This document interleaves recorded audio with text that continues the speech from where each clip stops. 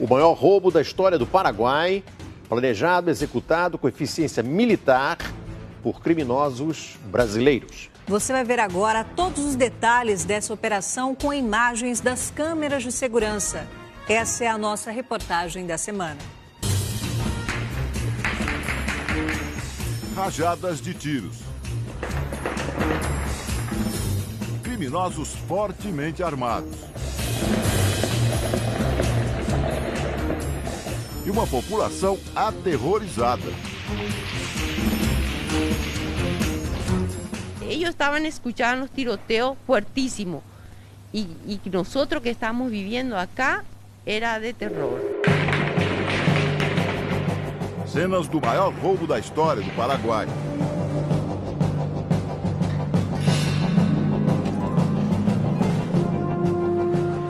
Tudo planejado e executado por criminosos brasileiros. Cerca de 50 assaltantes chegaram aqui por volta de 1h30 da madrugada. Logo de cara, houve tiroteio. Um policial paraguaio que foi atingido por um tiro e morreu logo em seguida. Veja agora os detalhes da ação. As imagens foram captadas em várias câmeras de segurança. Muitas delas são reveladas agora. Pelas cenas, é possível descrever um ataque que teve características de uma invasão militar.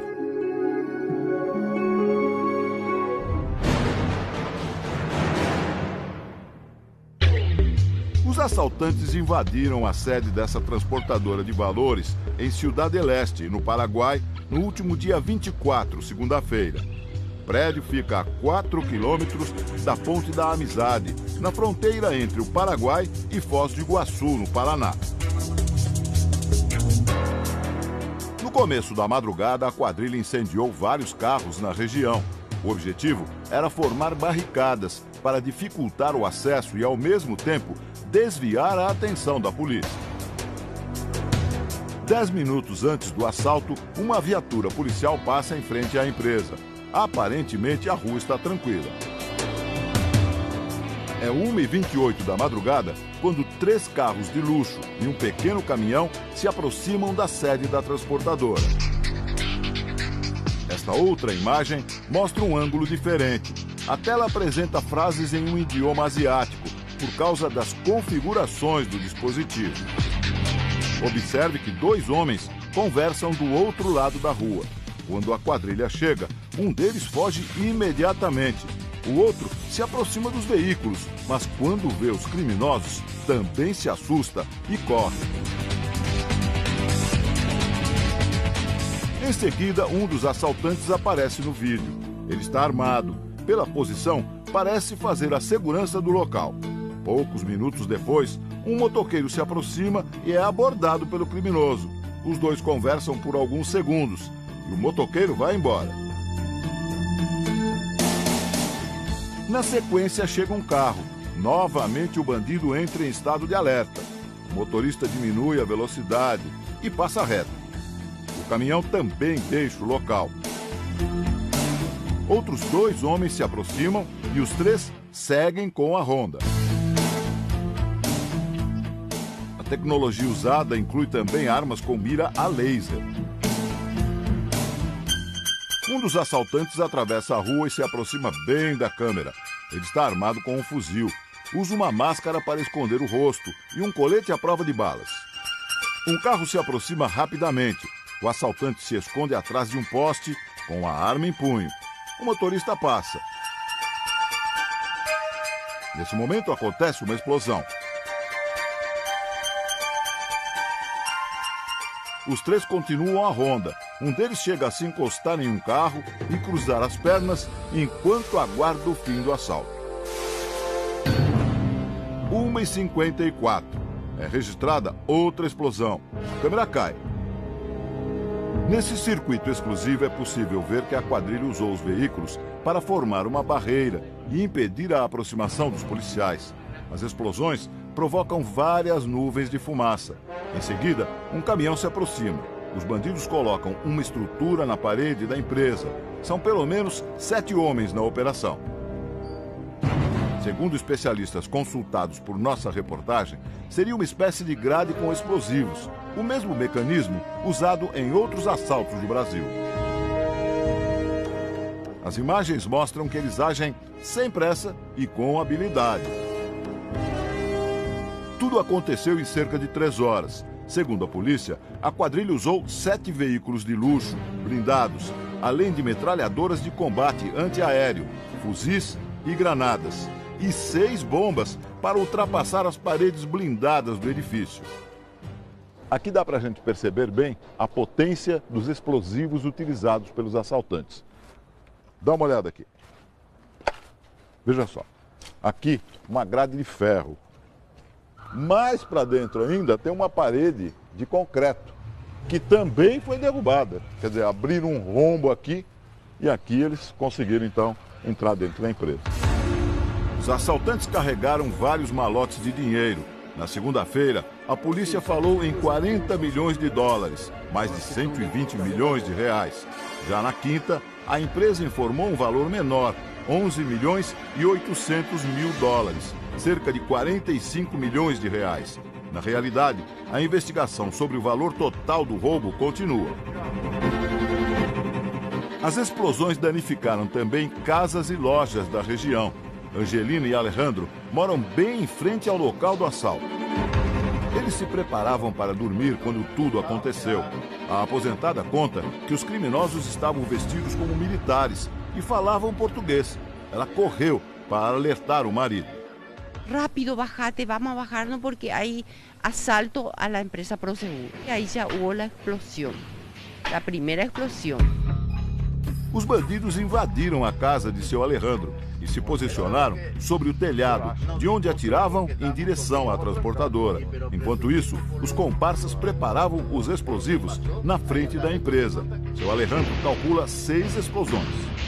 Foi impressionante, pero dentro de eso el estruendo, las balas que se cruzaban, era incesante.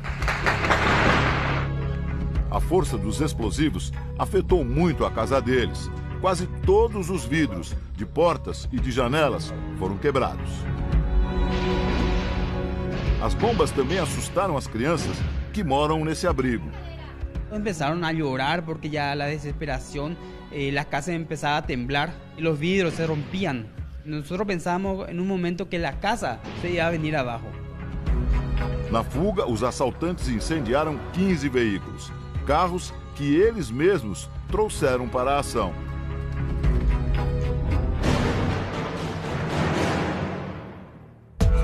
Para dificultar o trabalho dos policiais, os criminosos deixaram para trás dezenas de miguelitos. São pregos retorcidos e soldados que furam os pneus dos veículos.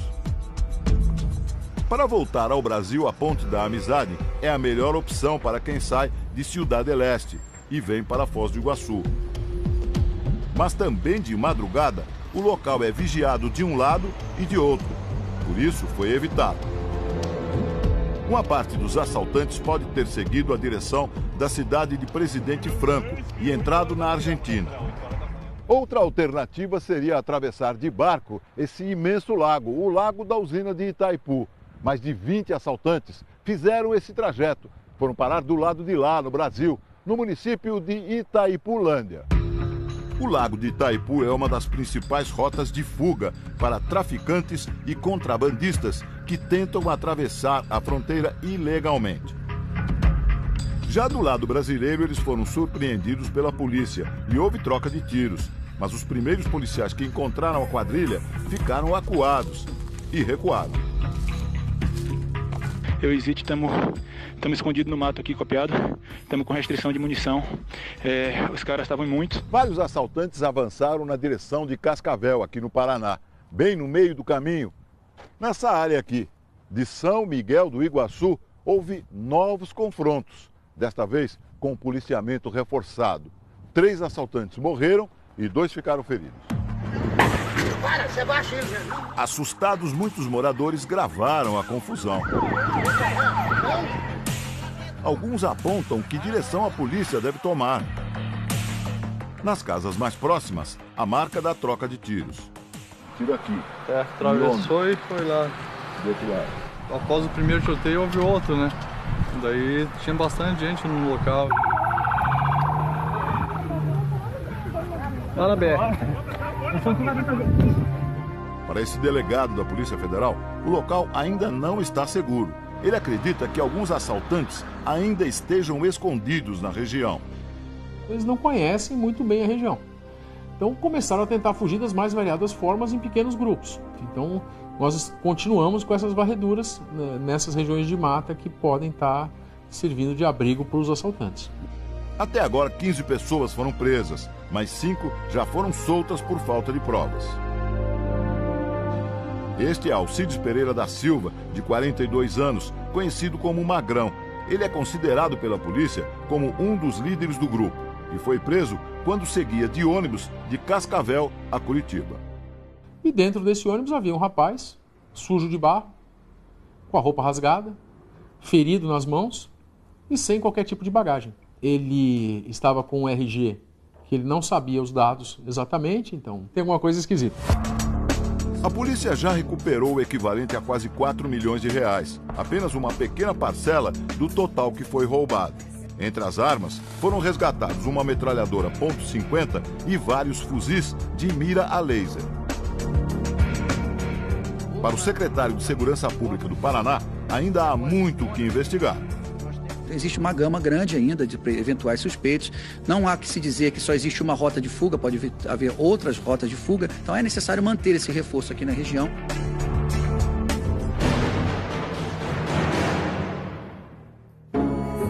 O assalto foi uma operação milionária. Os investigadores do Paraguai estimam que os criminosos gastaram cerca de 2 milhões de dólares, 6 milhões de reais, para preparar a ação. Os assaltantes alugaram 3 casas aqui no Paraguai bem antes do roubo. Uma delas é essa aqui. Ela foi encontrada no mesmo dia do assalto. A residência fica a 2 quilômetros da transportadora. É luxuosa, várias salas e 4 suítes. Uma delas com banheira de hidromassagem. A geladeira ficou vazia. Restaram alguns legumes e frutas e uma cerveja. Do lado de fora, uma mesa de bilhar e uma churrasqueira, segundo um dos vizinhos, usada diariamente pela quadrilha. Os bandidos ficaram aqui por 22 dias antes do assalto. Eram cerca de 20 homens. Eles abandonaram a casa 2 horas antes do roubo. Os peritos retiraram amostras de digitais que podem ajudar a identificar os bandidos. Na quinta-feira, a polícia chegou a esta outra casa, alugada por um brasileiro identificado como Wellington Tiago de Miranda Rossini. Os investigadores encontraram um drone que continha imagens da região onde ocorreu o assalto, além de uma pistola e 4 carros. Wellington tem passagens por estelionato e uso de documento falso, mas a polícia paraguaia decidiu liberá-lo por falta de provas. Nossa equipe esteve na casa e conversou com a esposa do brasileiro. Ela afirmou que Wellington não tem nenhuma ligação com o assalto.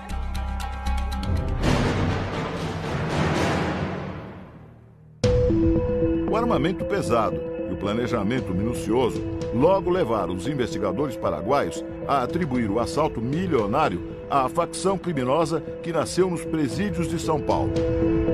Pelo menos desde o ano passado, a facção paulista e uma outra do Rio disputam o comando do tráfico de drogas na rota entre o Paraguai e o Brasil.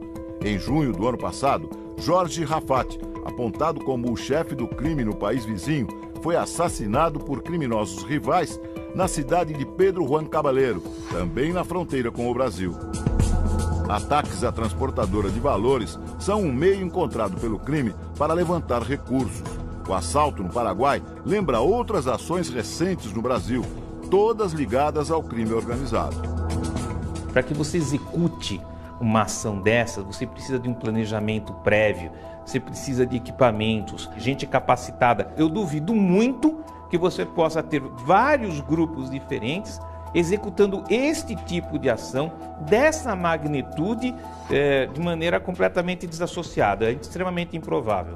Deve sim ser um núcleo efetuando todos esses ataques. Até agora, o maior indício de ligação com a facção paulista é a confirmação da identidade de Diego Santos Silva, o Coringa, Ele foi baleado pela polícia e morto no tiroteio que aconteceu na volta dos criminosos ao Brasil. Na facção, era um dos responsáveis pela logística dos trabalhos de rua. Durante a semana falou-se também da participação de GG do Mangue, o terceiro na hierarquia da organização, que hoje é foragido. Os assaltos recentes a transportadoras, com milhões gastos em planejamento, são um novo desafio para a polícia.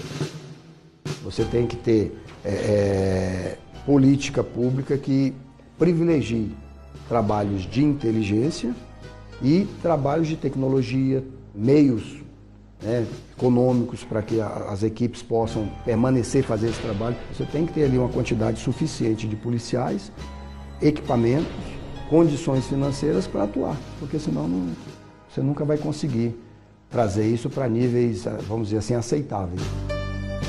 Enquanto as investigações correm em segredo de justiça, os vizinhos da transportadora ainda calculam os prejuízos.